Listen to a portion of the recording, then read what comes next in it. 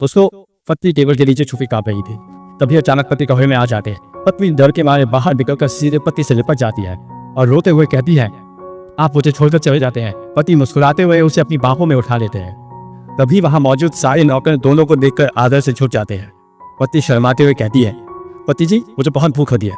पति प्यार से बोलते हैं, ठीक है। रात में पत्नी बिस्तर पर लेटे लेटे चिप्स खा रही होती है और अपनी माँ से फोन पर बातें कर रही होती है। तब उसकी नजर एक कपड़े टांगने वाले स्टैंड पर पड़ती है। तो मन ही मन सोचती, अब मेरी हैसियत पहले जैसी नहीं रही।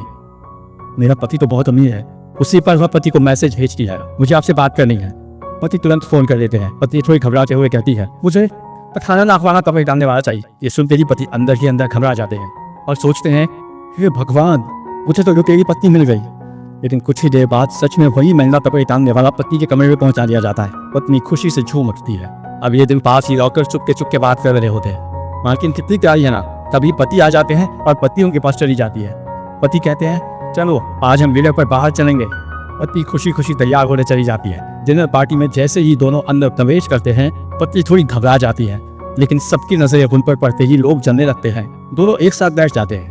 पत्नी दादाजी कहते हैं, बेटा तुम दोनों खाना शुरू करो। उसी टेबल पर पत्नी का एक्स भी बैठा होता है। पत्नी जानबूझकर पति से मुस्कुराकर कहती है, पति जी हम दोनों कितने अच्छे लग रहे हैं ना। ये सुनते ही एक्स का चेहरा गुस्से से लाल हो जाता है और पत्नी जानबूझकर उसे और चलाने लगती है।